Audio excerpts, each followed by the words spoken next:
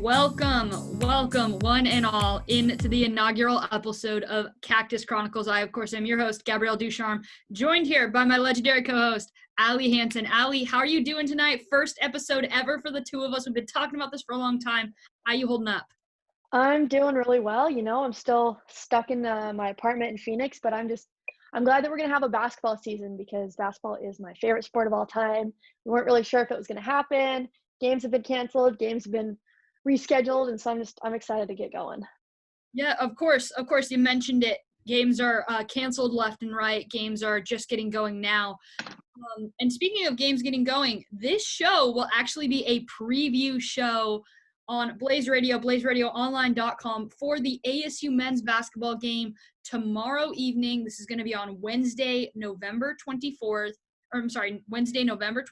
day before Thanksgiving. It's going to be a great one. Allie, what can we expect from this young Sun Devil squad coming in November 25th tomorrow? It's been a very, very long off season to get to this point. What can we expect? I think we can have reasonable expectations for this team. We do have a lot of young guys, but we are returning the important player, I would say singular, and we brought in a couple really, really talented players. So we're returning senior Remy Martin. He averaged 19 points last season and just over 4 assists. So I wouldn't be surprised at all if he has another incredible season like that. Last year, he was looking to enter the NBA draft and backed out last minute. So I'm really excited to see what he has to offer to the team this season. And then we brought on this freshman, Josh Christopher, who is also the brother to Caleb Christopher, who is a sophomore on the team. Josh Christopher was a McDonald's All-American last year. He's an incredible player. He's a freshman, so he's going to make mistakes. And that's where I think that is the one thing I do expect a little bit, or I do expect ASU to struggle with a little bit, is there isn't as much of a upper class heavy team like we've had in the past. This is going to be a really talented team, but we do have some young guys, and guys like Josh Christopher are going to probably have a little bit of an ego coming into the season. He was one of the most highly recruited players in the country. And so it's going to be interesting to see what happens there. But I like this matchup with Rhode Island on Wednesday night because this gives ASU an opportunity to have those growing pains. Right. Well, you mentioned it. They're bringing back a lot of talented players. They're also bringing in a lot of talented players. Joshua Christopher, of course, being the highlight of the young Sun Devil squad. He was an All-American. He was easily one of the best players in the entire nation. He was not expected to commit to ASU last spring. He was not expected at all to commit to ASU last spring. But I think the fact that they were able to get him as a player just goes to show how much they've improved in recruitment to this point. You proved it in the recruiting process, so now it's time to stop talking the talk and start walking the walk. Of course, it's actually been kind of a long journey in a very short amount of time to get to playing against Rhode Island. So, of course, let's say, I think about 1 week ago today, ASU was slated to actually play number 2 Baylor. Number 2, of course, being the second-ranked team in the entire nation, the Baylor Bears. They were expected to essentially be proving whether or not they were national champion candidates before December has even hit, and in the COVID-infused basketball season that we're about to enter into. And then, the drop of a hat, the biggest competitor that college teams will face this season, COVID-19, struck very, very quickly before the season even began. Allie, what has happened since the Baylor head coach was diagnosed with COVID-19? Well, Baylor was slated to obviously play ASU tomorrow, and then they had a couple games because we're here in this tournament, or because we have these teams in this tournament. And now Baylor, due to this COVID outbreak with, or it wasn't an outbreak, it was just their head coach. It was Scott Drew. He tested positive. With that one positive test, they've had to cancel all their games through to December 2nd. And even that game is technically up for question. As of right now, Baylor still is testing negative across the team, but they still have that one positive case. And as we know, it's very easy to transmit this virus. And so it's going to be interesting. I think it'll be a little difficult for Baylor just because it's, like I said, it's so easy to get it. But Baylor will play or is slated to play in early December. But since then, ASU now we have ASU slated to play Rhode Island. And this is lucky because initially ASU wasn't going to participate in this tournament at all. And because Rhode Island came in and decided to participate in the tournament, ASU had an opponent. And so they were able to come back and basically rejoin the tournament. And now they have an opportunity to get a couple games in before they play in early December against Cal, I believe. The common theme that I sense here is that there's essentially a shift.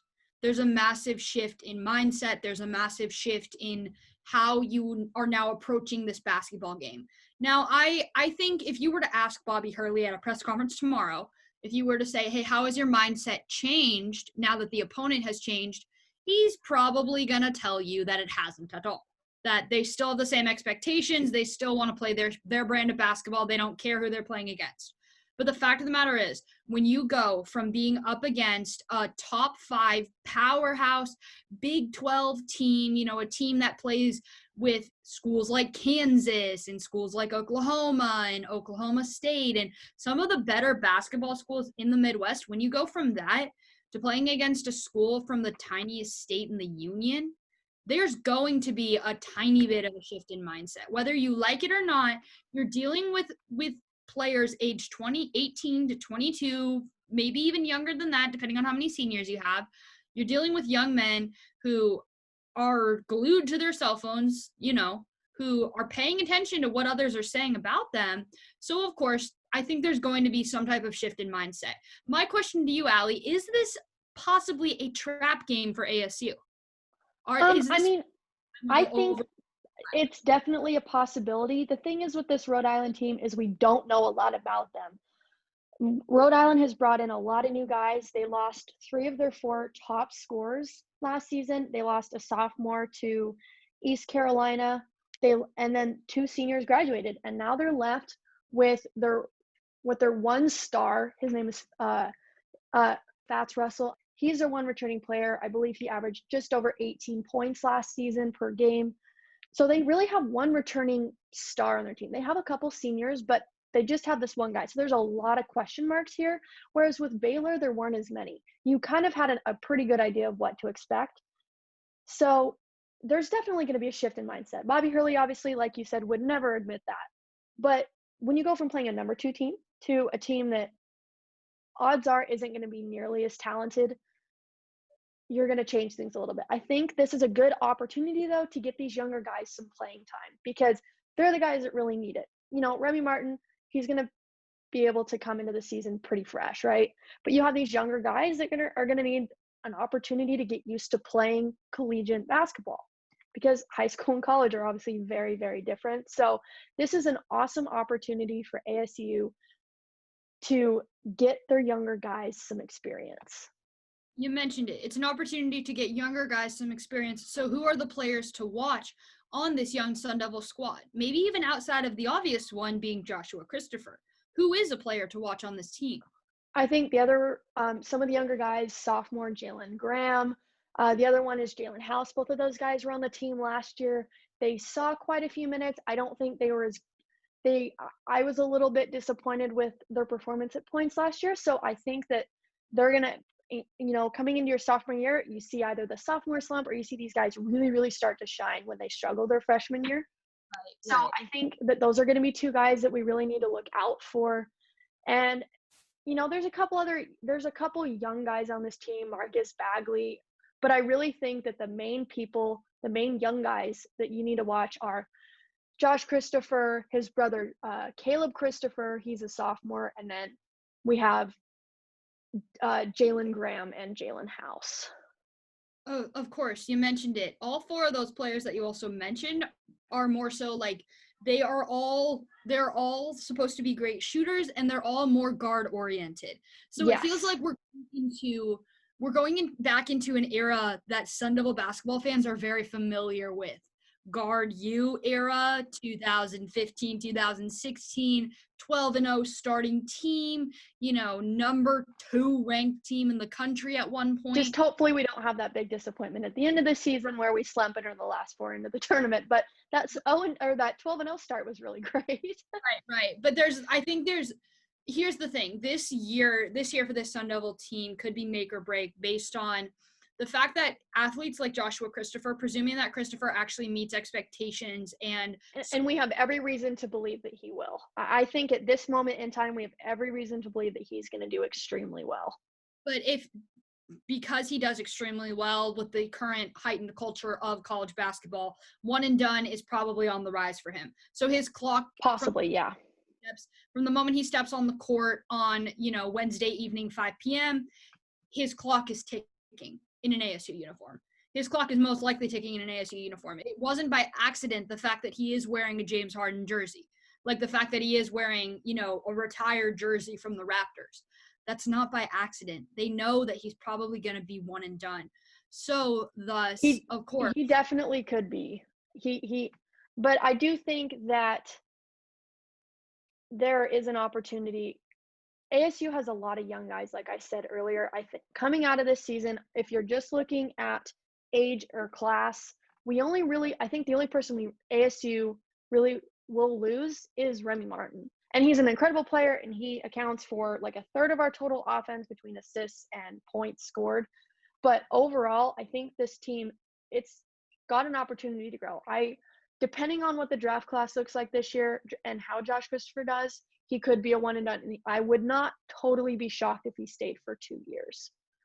Right. So, but obviously we're going to have to wait and see what happens. I mean, but expectations are really high for him. And so that could definitely potentially cause him to fall under those expectations.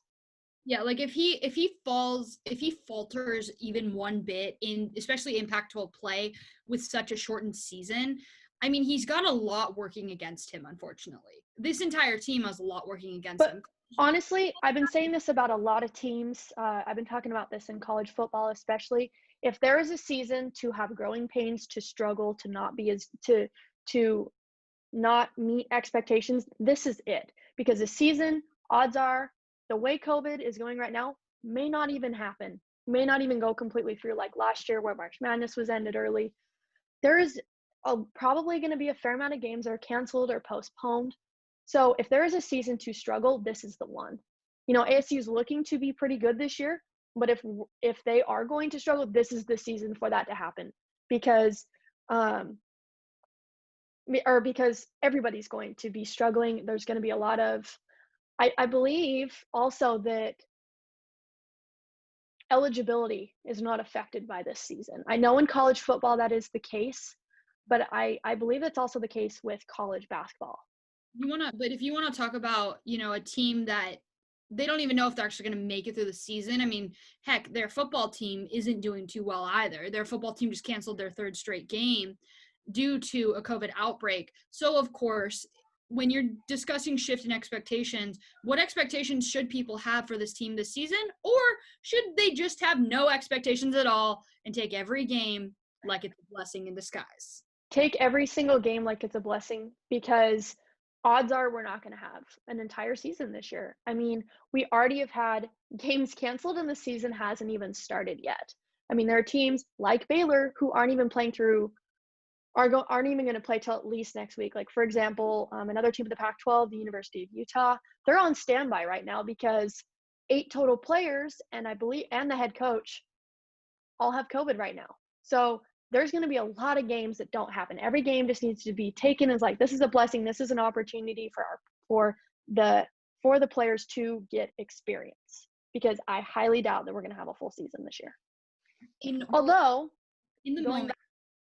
the moment, I will say that when you look at what the basketball teams have been doing, when you look at how many precautions they've been trying to take, the biggest difference, of course, will be they're going from being in a bubble in Tempe, going from the practice facility, the gym, the workout facility to home and back. It's essentially the bubble that they live in for both the men's and women's teams.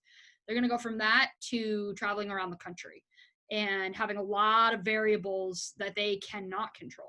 You know, And and for that exact reason that the teams are going to be traveling around the country is why I think that the season isn't going to be played to completion. Because look at college football. That is a great example. It's exactly what's going to happen. I think it's going to be very good example of what's going to happen with college basketball. You have these teams that are traveling all over the country that are doing their best to stay in a bubble when they can, but there's only so much you can do when you're not in a bubble like the NBA was last year. So we're seeing a lot of college football teams with their games being canceled, with 3, 4, 5 of their total 9 or 10 games being canceled. And I think that that's probably what's going to happen with basketball, because COVID cases are only on the rise right now. There's not a single place in the entire country where they're going down, and teams still have to travel to their games, because unfortunately you can't have 160 teams in a bubble. It's just not realistic. Back in March, I will just to kind of essentially wrap things up for us. Back in March, when the NCAA tournament was canceled, there were not nearly as many COVID cases or people who have died from it in this country. And so I usually end off, one of my other radio shows by saying, the biggest competition that college basketball, college football, that sports faces is the invisible one, of course, being coronavirus, COVID-19.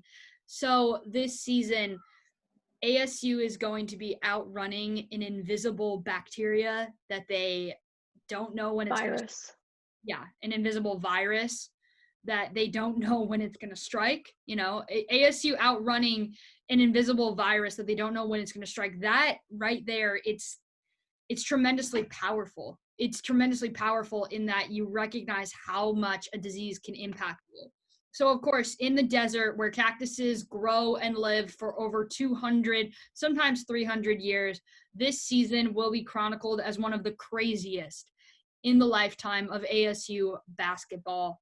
Allie, of course, when you look forward to tomorrow evening, who do you think wins? And then what can we look forward to with this ASU squad that's expected to play top-ranked Villanova like 2 nights later? Well, with ASU, I expect them to come out on top on Wednesday night, just because I think that with Rhode Island being as young as they are, with only being able to return their one star, I don't see a situation where ASU loses if ASU just shows up. If Remy Martin shows up and does what he has done the rest of his career, they're fine. I really, truly believe that. Not that Rhode Island isn't a good team and isn't somebody you should take seriously. I just think that ASU is very talented. They're athletic. They have a very fast-paced game, and it's small ball. I mean, it's really, really hard to beat a fast, athletic, small ball team. And that's exactly what ASU is. So I do expect them to come out on top.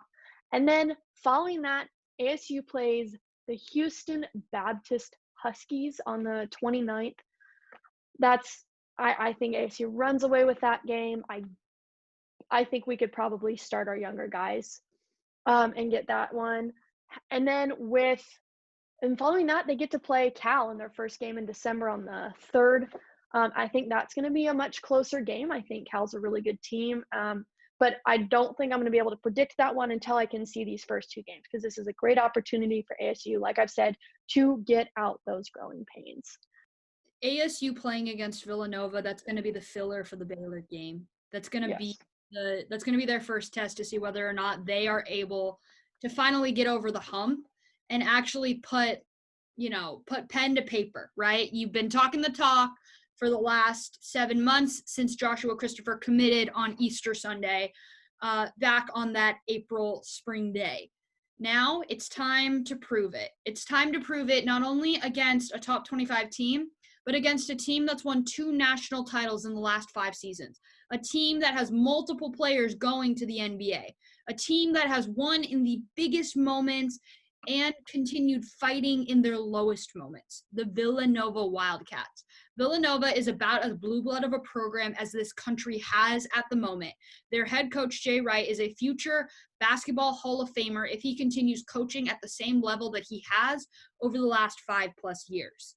So when you're looking at a team like Villanova, when you're looking at what they have on their roster, especially when you're looking at the fact that they are also pretty young, ASU essentially mirrors where Villanova is right now. but Villanova has the tradition and the trajectory behind them to continue being the same blue blood team that they have become known for and become loved, by their community.